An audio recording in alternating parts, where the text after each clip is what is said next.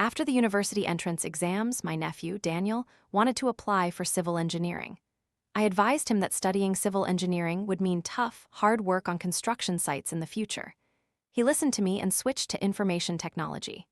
Indeed, after graduation, he became a programmer, earning 400,000 yuan a year. But then, he ruined his own future, causing a major disaster that led to his company firing him. Enraged, he recklessly jumped from a building to commit suicide, dragging me along to die with him. He screamed, "If I hadn't listened to you, my life wouldn't have come to this." I was reborn, returning to the very day he registered his university preferences. My younger brother and sister-in-law asked for my opinion again. I smiled. Everywhere you look, houses are being built. Studying civil engineering will definitely lead to a promising future. But then, I secretly registered information technology for my niece, Daisy, the one no one in the family truly valued. "Sonny," my sister-in-law urged, "you're working in the big city, you must know which major has a future. Sonny, quickly help Daniel choose a major." Opening my eyes, I heard my father's voice beside my ear. But hadn't I just died from falling off a building? Turning my head, I saw my father, still healthy, and my younger brother and sister-in-law, their hair not yet gray.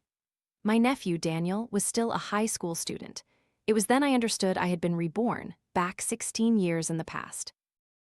On the very day Daniel was registering his university preferences, seeing my prolonged silence, my sister-in-law spoke up, her voice laced with sarcasm. "Go on, speak up. Are you afraid that once the boy goes to university, you, a mere high school graduate, will seem less valuable?" Then she continued without prompting, "I think civil engineering is perfectly fine. Later, he'll build roads, construct houses, earn plenty of commissions, maybe even build a few homes for himself." My father and younger brother, standing nearby, both nodded in agreement. I suppressed a laugh, looking at Daniel's test scores on the screen. Sure enough, they were exactly like in my previous life, just barely enough to get into a vocational college. In my previous life, when Daniel applied for civil engineering, I advised him that construction work was extremely demanding. It would be much easier to study information technology, which was less strenuous and had good job prospects. He actually followed my advice, but he was spoiled rotten and later caused major trouble. At 34, he was fired, and his spirit collapsed from unemployment. He dragged me along as he jumped from the 18th floor. At that moment, he still resented me, saying, "If you hadn't interfered back then, forcing me to study IT, I'd be the CEO of a construction company by now. I'm dying, and I'm taking you with me." It was incredibly difficult to be reborn. I absolutely did not want to experience the sensation of my entire body shattering after falling from a height ever again. My younger brother saw my strange expression and grew anxious. "Go on, say something. We're country folk, we don't know these things. Will it be easy to find a job after studying civil engineering? Can he get rich?" I spoke seriously. "Absolutely. Look around, construction is everywhere. It proves society is lacking talent in this field. Learning this trade will definitely secure a future." After a thought, I added, "But this is just my suggestion. Ultimately, choosing a major is your decision as parents. Besides, Daniel is so smart. Whatever he studies will have a promising future." My brother, sister-in-law, and father were delighted. They immediately registered civil engineering as Daniel's first choice, as if he had already become a winner in life. Suddenly, a little girl angrily asked her parents, "What about me?" I turned around and saw a thin, small girl in the corner of the room, completely out of place amidst the bustling atmosphere. That was my older niece, my younger brother's eldest daughter, Daisy. She was 2 years older than Daniel. That year, when my sister-in-law gave birth to a daughter, her face immediately darkened, and she didn't even bother to breastfeed her. When I returned to visit, I saw the baby was starving and had to buy formula milk for her. From then on, I would occasionally help her, which is why she was very close to me. 2 years later, my sister-in-law gave birth to Daniel, and she regarded Daisy even less, even refusing to let her attend school, forcing her to stay home and work. Daisy had to look after Daniel until he was 5 and about to enter first grade. When his teacher visited their home, he was shocked to discover there was a 7-year-old girl in the house who hadn't been to school. The matter reached the village chief, and my brother reluctantly allowed her to go to school. So, Daisy ended up in the same class as Daniel, who was 2 years her junior. Now that she had also just finished her university entrance exams, I felt great pity for her and turned to my brother to ask, So, what major do you two plan for Daisy to study? My brother, his grand dreams interrupted by my question, snapped. A girl only needs to finish high school? That's enough. University tuition is so expensive. How can we afford to support two? Just a few days ago, Mrs. Zhang from the village was asking around, saying her son was looking for a wife, wondering if we'd marry Daisy off to him. I knew Mrs. Zhang was a shrewd, sharp-tongued woman, and her son was nearly 30 with no decent job, only petty theft. Daisy married into that family, she would surely suffer her whole life. I said, Daisy is also your child, don't be so biased. If it's truly difficult, can I cover Daisy's tuition fees? My father immediately cut me off. That money must be saved for Daniel's wedding. Where would there be any left over? I was speechless. My brother, however, brightened up again. Since you said so, why don't we let Daisy study teaching? I heard that teaching programs are tuition-free and even offer scholarships. Later, her degree can also contribute to Daniel's bride price. My sister-in-law nodded, patting Daisy's shoulder hard. Your brother is going to university, so you should go to university too. That way, people won't say we favor our son. She then shot me a meaningful glance. Her implication was directed at me, but I was too lazy to pay attention. I only heard Daisy softly ask, then I'll study teaching, but can I apply for information technology?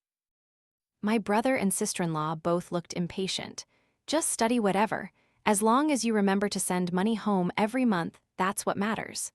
With that, they became engrossed in planning their wonderful future dreams. I lowered my voice and said to Daisy, study information technology, I support you. As long as I have a bite to eat, you will never starve. In my previous life, after Daniel died, my brother and sister-in-law nearly fainted from grief. Turning to see me barely alive, they gnashed their teeth and lunged at me, punching and kicking.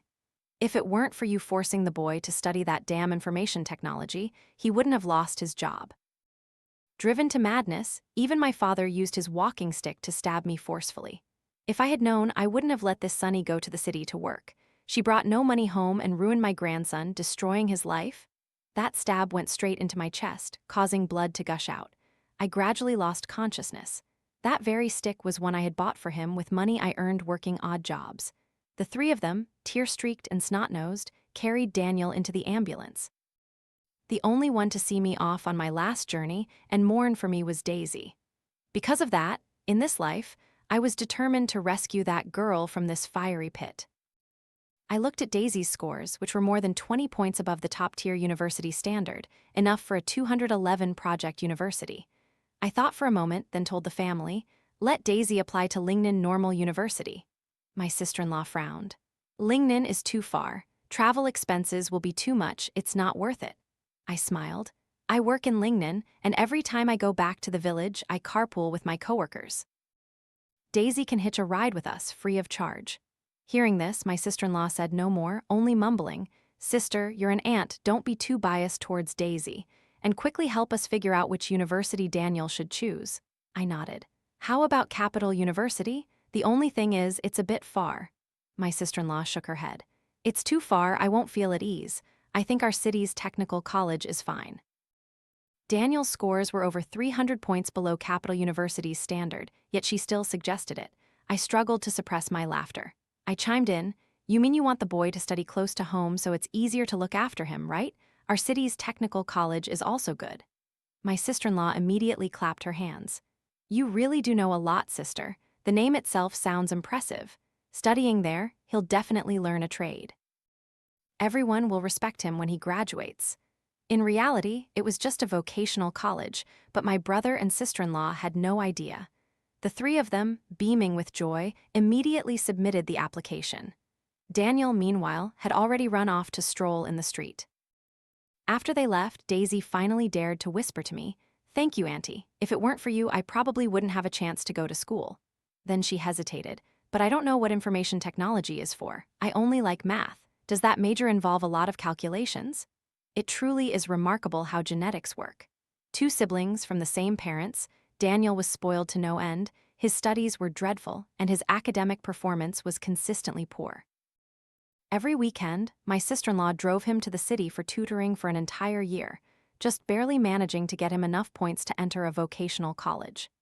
Daisy, on the other hand, was neglected from a young age, yet she was well-behaved, intelligent, excelled in natural sciences, and frequently achieved perfect scores in math and physics. I gently said, "Information technology isn't just about calculations, it has many fascinating applications. Since you're good at math and physics, studying this field will give you an even greater advantage." I decided that in 2 months, at the start of the semester, I would personally take her to school. But before that, I still had an important task to help Daisy with. Relying on my experience from the previous life, I was very confident in my choice of schools. Sure enough, not long after, Daniel was admitted to the technical college, majoring in civil engineering. Daisy, meanwhile, received her admission letter for information technology at Lingnan Normal University. Just before the semester started, while my father and brother were busy packing Daniel's belongings, I quietly took Daisy to the police station for an important matter. Daisy held the envelope containing her household registration transfer papers, her eyes welling up. "Auntie, so I can really transfer my household registration to Lingnan?" I smiled. "Yes, that's right. And very soon you can permanently say goodbye to the name Daisy that you don't like. Once your new registration is complete, you can apply to change it to the name you like, the name that truly belongs to you." Watching her tears fall like a string of pearls, a bitter ache welled up in my heart. It should have been a joyful moment, but my own eyes also teared up. 3 years later, when Tet Lunar New Year arrived, I returned to my hometown. As always, I carried armfuls of food, fruits, and cakes, but my brother and sister-in-law wouldn't even look at me. My sister-in-law grumbled, "It's all your fault, sister, for insisting Daisy go to that faraway school. Now she's run off somewhere and her personality has become wild. Every time I call, she acts like she's doing us a favor, not bothering to send any money back." My brother, sitting nearby, puffed on his cigarette, muttering in agreement, "Isn't that right?"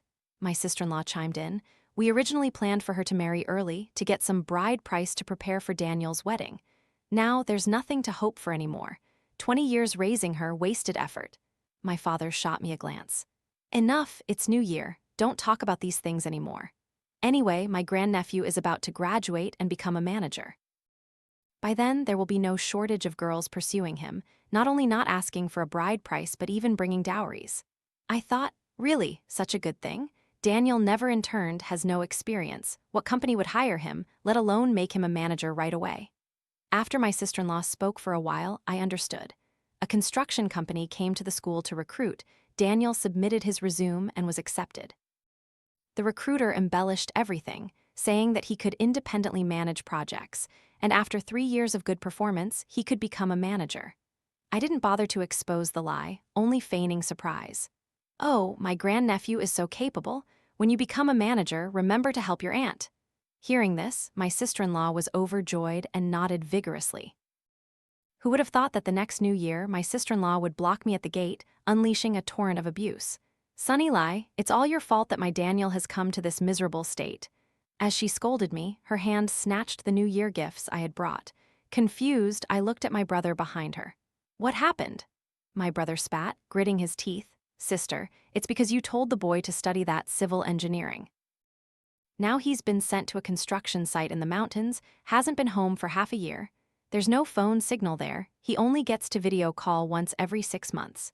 The boy is exhausted from suffering." It turned out that after joining the company, Daniel was assigned to build roads in the western mountains. The weather was over 30 degrees Celsius, the asphalt was scorching hot, and the road surface temperature was another 10 degrees higher. Wearing protective clothing and a safety helmet, it was stifling hot. The surroundings were desolate, no one for miles and no phone signal. The boy, who had been raised like a delicate egg and cherished like a flower since childhood, could not endure such hardship. Less than 3 days in, he indignantly sought out his manager. "I'm a university student, not a laborer. Why are you making me do manual work like this?" The manager sneered, "If you don't start from the ground up in construction, what experience will you have to become a manager later? Don't talk about yourself. Even students from top universities have to do this here." Daniel fell silent. This was a far cry from his imagined glamorous and wealthy construction career. In truth, he didn't need to suffer like this. In my previous life, he listened to me and studied information technology. Although his studies were mediocre, almost failing, it was precisely when the internet industry boomed. Companies sprouted like mushrooms. As long as you knew how to code, you were hired. No one asked for degrees. Thanks to that, he landed a job at a large company, sat in an air-conditioned office typing on a computer, enjoyed free afternoon tea, and had various delicious meals. How blissful his life was. Now he ate construction site food. Apart from him, everyone, from the boss to the cook, ate spicy food. Every dish was fiery red. Before, my sister-in-law even rented a place near his school, cooking all his favorite dishes 3 times a day. Now, at the construction site's kitchen, no one had time to cook a separate, non-spicy meal for him.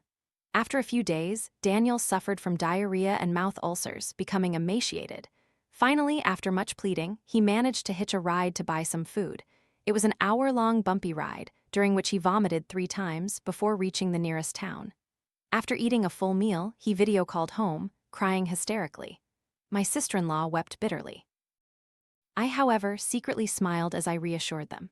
Don't worry, that's how construction work is. The harder it is, the easier it is to get promoted. Perhaps the boss sees potential in him, that's why he put him on such an important project. Just tell him to endure a little longer. Once the project is over, there will be a big bonus. Who knows, he might even be promoted to manager right away. My sister-in-law was half convinced, half skeptical. If that's the case, then great. When he becomes a manager, all the village boys and girls will flock to him. Our family will be tired counting all the bride prices. I nodded vigorously. Exactly, spot on. Unexpectedly, my sister-in-law changed her tone. Even if we don't have to prepare a bride price for Daniel, your uncle and I still need someone to care for us in old age. We don't want to burden Daniel later, she mumbled. I heard old Mr. Liu's son in the next village became a widower and is looking for a new wife. Tell Daisy to come back. Marrying her off soon will earn us a bride price. My brother chimed in. That's right, sister. This time, when you go to Lingnan, take me with you. We must drag that girl back. She's been missing for a whole year, her phone's unreachable, and we don't even know where she's hiding. I deliberately made it difficult. My ride is with some workers. This time, they're already waiting for 3 people. At most, they can only squeeze in me. There's no room for you, little brother. How about this? You buy 2 high-speed train tickets and we'll go together. As soon as he heard about spending money, my brother immediately refused, muttering a few words before giving up. High-speed train tickets are too expensive. Let's go another time. I'll call that damn girl again. I don't believe we can't find her. I, of course, knew where my niece was. Ever since she was admitted to university, I had always encouraged her to expand her knowledge, broaden her horizons, and strive to escape that home. The girl was also very determined, completing all her credits in just 3 years. She came to me and said, "Auntie, I want to apply for early graduation to start working, to lessen your burden." Throughout her university years, apart from a set of bedding and a few clothes when she enrolled, my brother and sister-in-law never gave her another penny. All her living expenses were covered by me. I asked, "If you're only studying to earn money early, I support that. But you worked so hard to escape the village. Don't you want to see a bigger world?" A bigger world? Yes. I heard your university has a student exchange program with an overseas university. Would you like to try it? Her eyes lit up. Overseas, but it must cost a lot of money. It's okay. As long as you like it, I'll take care of it. So, in her 4th year of university, free from academic pressure, my niece actually boarded a plane to a school across the ocean, a place with red walls and ancient halls where she studied for a semester. On her return, she excitedly opened the gifts she brought for me, chirping, "Auntie, it's a good thing I listened to you. This semester was absolutely worth it." I learned so much, met so many talented people, and my English improved significantly. Thanks to her excellent academic performance and valuable experience, she was hired by a foreign internet company in Lingnan and settled there permanently. Watching my niece, dressed in stylish business attire, exuding confidence and maturity, my heart was filled with immense satisfaction. She would no longer be exploited, oppressed, or looked down upon until her death, as she was in my previous life. In my previous life, she also studied teaching, but not at a developed coastal university like Lingnan. Instead, it was a provincial teachers' college, at my brother's insistence. Her major was also something my brother arbitrarily chose for her, a social science field with very few job prospects. After graduation, her only option was to pass the civil service exam for teachers and be assigned to teach at a village school. Because she was teaching near home, my brother would call her back to do chores during school hours. Later, my sister-in-law even barged into the school and told the principal, "From now on, just send the girl's salary directly to me. She has to give it to me anyway." My niece was terribly bothered, but fortunately, the kind principal helped her transfer to an elementary school in another village, though her life didn't improve much. In that place, a young, recent university graduate and teacher was a rarity, attracting unwanted attention from many crude men. One student was absent many times, so my niece called the parents. On the other end of the line was a man's sluggish voice. "A girl only needs to know a few words, know how to go to market and count money. If she studies too much, she'll just end up getting married anyway." That tone was exactly what my brother used to say to her. My niece was so furious that she hung up and trekked for half a day to the student's home, walking for nearly half a day through mountain paths. As soon as the man saw her, he eagerly invited her in, but a second later, he slammed the door shut, giving a sinister grin as he lunged to grope my niece. "I heard there's a beautiful teacher in the village. Now I see you truly are beautiful. My wife is dead. If you care for my child, be her stepmother." My niece used all her might to kick him squarely in the groin. The man clutched his painful spot and collapsed.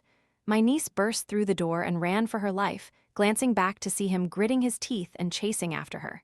She ran frantically down the mountain towards the school, hoping only to reach safety. In her panic, she missed a step and fell down the cliff. Her body was found a few days later. The police informed my brother and sister-in-law, but at that time, they were still consumed by the grief of losing their son, so no one bothered to make arrangements. In the end, it was some of her colleagues and students who raised money and handled her funeral arrangements. A frantic phone call pulled me out of my recollections. On the other end, my brother's voice was full of anxious urgency. "Sister, Daisy's university is Lingnan Normal, right? I asked at the school gate, but they said there's no one by that name." I helplessly looked at my niece beside me, smiled, and winked. "Your parents are looking for you." Of course, my brother couldn't find her, because the name Laichiuda Daisy no longer existed. My niece's name was now Lai Zaijian, the new name she had chosen for herself after entering university. On the phone, my brother was still prattling on. "If you can't find Daisy, then my wife and I will come stay with you for a few days, okay? Hotels in Lingnan are expensive, I don't want to waste money." I quickly said, "Oh, what are you saying? I can't hear you clearly, the signal here is very bad. I'm hanging up now, let's talk another time." With that, ignoring my brother and sister-in-law's shouts, I resolutely hung up. Anyway, they didn't know where I worked. How could they possibly find me in a city as vast as Lingnan? My niece giggled. "Auntie, you certainly have your ways." I smiled back and asked her, "Are you really not going to contact your parents again?" Her gaze was firm. "I blocked their numbers a long time ago. They've abandoned me countless times. It's time for me to abandon them." I looked at her and repeated the words I had said countless times. "As long as you want it, I will always support you." My niece gently rested her head on my shoulder and softly asked, "Auntie, why are you so good to me? You didn't even go to university, yet you know so many things. You even knew that information technology was a good major. You're so smart." I tilted my head to look at her. "Actually, a university major only determines a very small part of your long life.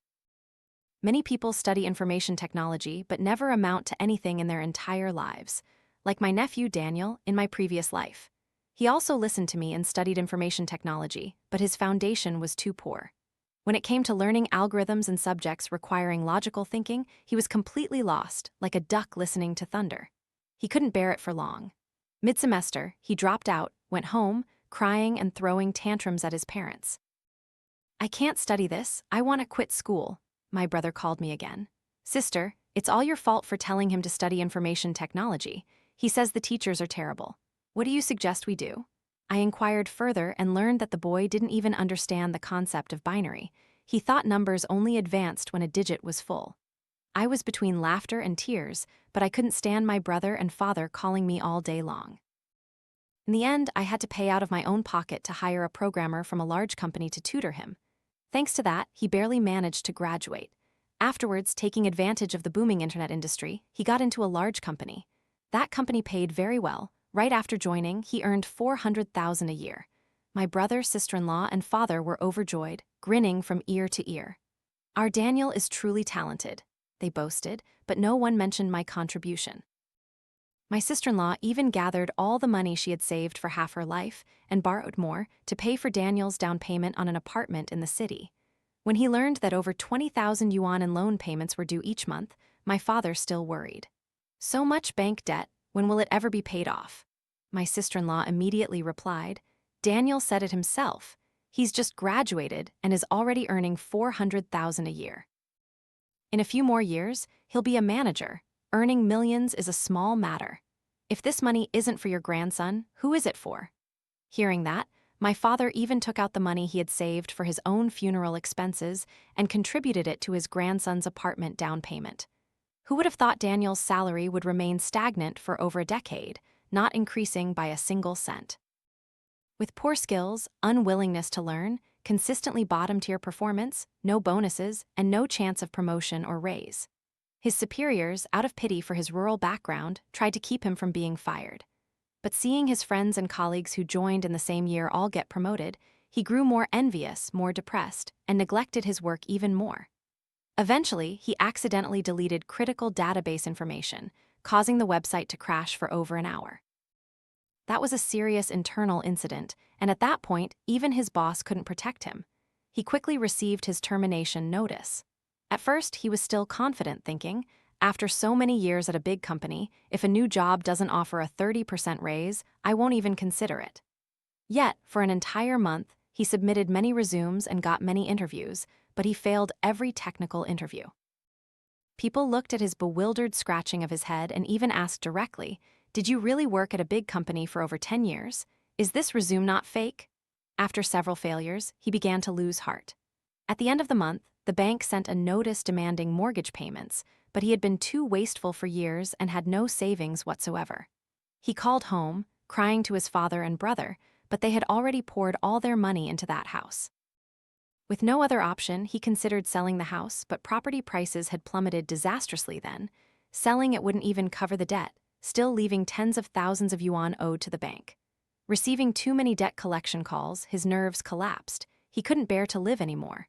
But instead of blaming himself, he blamed it all on me. "You ruined my life. If I had studied civil engineering that year, I would be the boss of a construction company by now. I wouldn't have had to borrow money to buy a house. I wouldn't be living like this."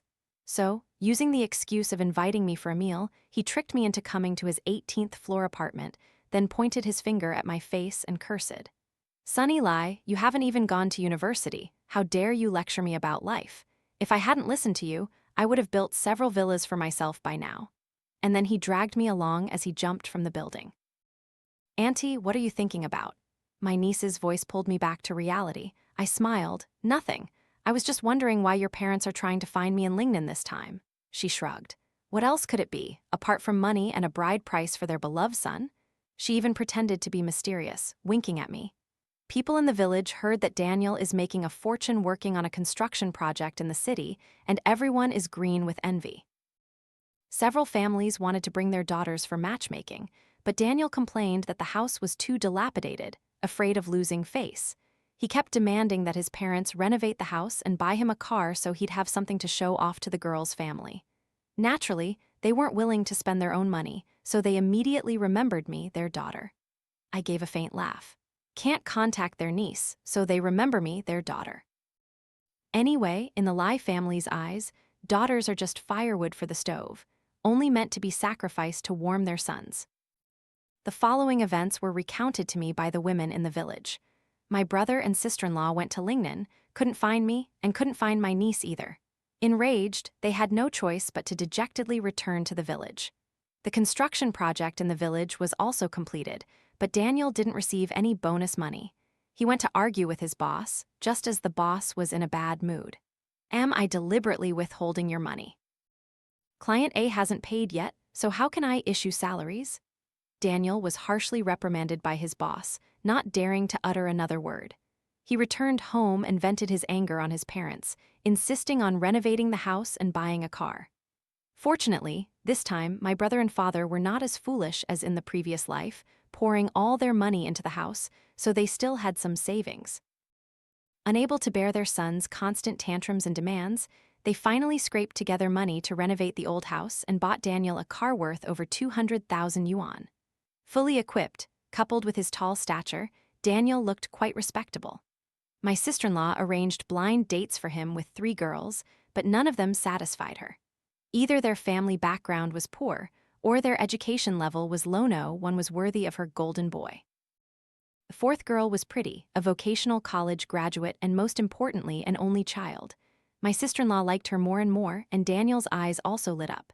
Just as my sister-in-law was about to ask the girl's family about the dowry, several police officers burst in. "Who is Lie Daniel?" My brother and sister-in-law were terrified, frozen in place.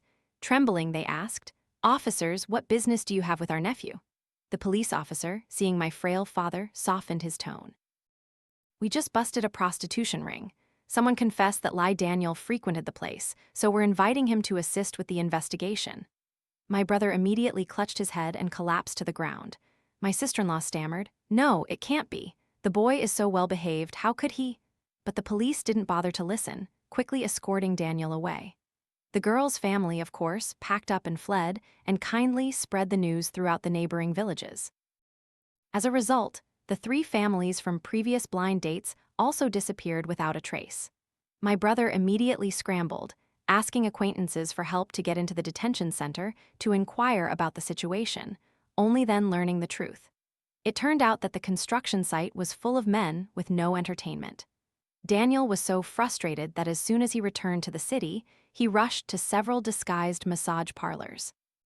A few sweet words from the technicians were enough to hook him, and he became a regular. Hearing that his son was administratively detained for 15 days and could even have a criminal record, my brother went mad, calling me for help, asking me to spend money and use my connections to help his son. I, of course, did not answer. Eventually, Daniel served his full 15 days of detention and was released. Too embarrassed to return to the village, he went back to work. He had barely sat down when he was called into a meeting room. He worried, could the company know about my detention? As soon as he walked in and saw the grim-faced leaders and several police officers, Daniel immediately started trembling. Seeing the police triggered his PTSD. Before anyone could ask, he clumsily confessed, "I was just lonely for a moment, I won't dare to do it again." The police and leaders exchanged bewildered glances. "What are you talking about?" Seeing that his secret hadn't been revealed, Daniel breathed a sigh of relief, feeling both relieved and regretful for being so cowardly. He pulled a chair, sat down with a thud, and forced a laugh. "What is it, boss, that you called me in for?" The leader's face hardened. "That landslide incident at the previous project, you were the site manager, weren't you?" Daniel nodded. The police officers approached, immediately handcuffed him, and led him away. It turned out that a serious landslide had occurred at the construction site he was in charge of, resulting in casualties. The investigation concluded that Daniel, as the site manager, was to bear criminal responsibility. The previous 15-day detention almost drove my brother and sister-in-law mad. Now, hearing that their son was about to go to prison for several years, the two were utterly distraught, running everywhere, calling everyone they knew, but ultimately to no avail. My brother happened to be browsing social media when he saw the account of a prosecutor. He boldly messaged, "Is there any way to light my nephew's sentence?" The other party flatly refused, but my brother didn't give up, continuing to plead, "My son has been honest and obedient since childhood. This time, he's just taking the fall for his superiors." The other party then sent back an awkward emoji. "We, in law enforcement, absolutely do not allow innocent people to be wrongly accused. However, this matter is a bit difficult. It would require my superiors at the Intermediate People's Procuratorate." My brother, sister-in-law, and father discussed for a while. Seeing that this person didn't immediately agree, which made him seem more trustworthy, they gritted their teeth, gathered all the remaining money in the house, and transferred a sum to him as a token of sincerity to ask for help. Unexpectedly, after receiving the money, the person messaged again shortly after. "Lie Daniel's case is too big, that amount of money isn't enough." My father felt a bit uneasy at this point, but my sister-in-law red-eyed cursed him, "You only have one grandson. If the money isn't for him, what's it for?" So my father and brother had no choice but to sell the newly bought car at a loss, borrow from relatives, and gather a bit more to send to that person. This time, he accepted the money again, promising confidently that good news would come very soon. But just a few days later, my brother discovered that the person's social media account had been deleted, and his phone was turned off. At this point, the 3 of them panicked, rushing to the police station to report the crime. The one who received them was none other than the same police officer who had come to their house to arrest Daniel earlier. He sighed, "This is clearly a telecommunications scam, and you still fell for it. These types are usually organized overseas. Once the money is sent, it's difficult to get it back." My father collapsed to the ground upon hearing this. He was rushed to the emergency room and his life was saved, but he could no longer stand up. My brother and sister-in-law's hair turned completely white overnight. It was only then that they remembered they still had a daughter. But no matter how many times they called, my niece remained unresponsive, only leaving a cold, monotonous ringing sound. She looked at her phone screen, showing yet another blocked call, calmly locked it, then looked up and asked me, "Auntie, I have something to ask you." I was reading a book and casually replied, "What is it?" "Did you ever want to go to university?" I burst out laughing. "Silly girl. I'm over 40, who goes to university at this age?" My niece put down her phone seriously. "I'm not joking. I heard from Grandpa and Mom and Dad that when you were little, you were very smart, always first in class. It's just that the family was poor back then. Even though you were admitted to university, you couldn't go. You had to go to Lingnan to work and save money for my father to go to high school. But he wasn't really suited for academics. He dropped out after middle school to raise fish. I know you've always had a dream of going to university. The proof is that all these years, even while working odd jobs, you still made time to read and learn about everything. How else would you know that information technology is hot, civil engineering is a declining profession, and even that fourth-year students at Lingnan Normal have the opportunity to study abroad? I bet when you took your university entrance exams, your first choice was definitely Lingnan Normal, right? That's why all these years you've been secretly following that school." I smiled without speaking. I thought, "This child is truly smart. She's guessed almost everything about me correctly." My niece continued, "Now my company is sponsoring me to study for an MBA abroad. I just found out that foreign universities don't have age limits for admission. As long as you want to study, you can apply even at 50 or 60. Do you want to give it a try? Go to university, fulfill your old dream." I was stunned. "It's possible to do that?"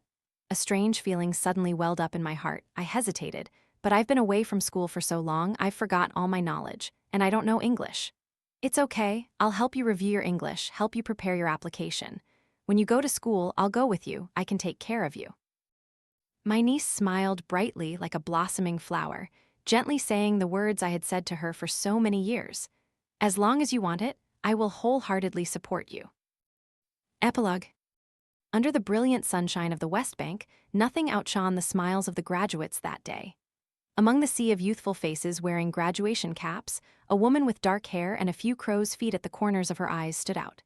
Yet her eyes were still bright and ardent, no less than those of the younger generation.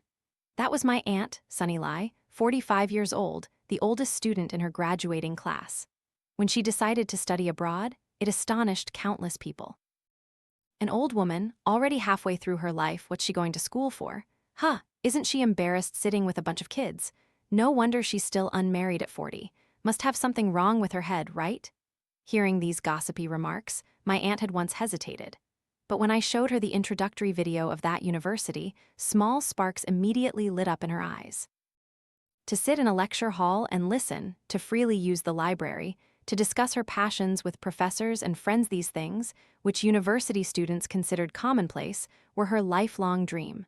So, she no longer hesitated and began preparing her application. My aunt was incredibly smart. Back in the village school, she always topped her class despite studying and helping with housework. However, even though her university entrance exam scores were high enough for admission, her family refused to let her go, saving the money instead for her younger brother, my father, to continue his education. Her admission letter for Lingnan Normal University arrived at their home, but my grandfather tore it up right in front of her. At that moment, her dream of university was also shattered. She was so heartbroken that she fell severely ill, delirious with fever, even speaking incoherently. My grandfather and father even mocked her then, telling her not to pretend to be sick and to get up and work. Only my grandmother pitied her, pulling a cart by herself to take her to the village clinic. With injections and medicine, her illness gradually subsided. But just as she was about to pull the cart to take my aunt home, my grandmother was hit by an overloaded dump truck. In her last moments, she still tried to push my aunt out of the way. From then on, no one in the family truly cared for my aunt anymore. She packed her belongings decisively and set off for Lingnan to work as a laborer. She was very quick-witted and hardworking, doing everything thoroughly. She quickly rose from a regular worker to team leader, then shift manager. And before going to study abroad, she was the only female deputy factory manager. This time, too, it only took her 1 year to review the English she had abandoned since high school, scoring 100 on the TOEFL. Combined with her excellent high school record, a heartfelt personal statement, and the recommendation letter I wrote for her, she finally received an offer from that university. Despite all this, I discovered she had a unique fear, a fear of heights. Strangely, so did I. Perhaps it was a family trait. Once, I had a nightmare. In my dream, I was trapped in a desolate mountainous area, trees like ropes binding me tightly. Surrounded by thick fog, I heard a booming voice. "You can't escape. Come back and be my wife." I turned around and saw a stumbling dark figure chasing me, whether human or ghost I didn't know. Panicked, I fled, my foot slipping down the mountainside. I jolted awake, drenched in sweat. That nightmare was too real, and that night I didn't know who to confide in. By instinct, I dialed my aunt's number. Though it was late, she quickly answered. I told her about the dream, thinking she would laugh at my foolishness, but she remained silent for a long time. After a minute or two, she gently said, "Don't be afraid, it's just a dream." Yes, just a dream. And in reality, my aunt, who had just graduated with the highest GPA in the entire school, was giving the student commencement speech, radiating a truly bright smile.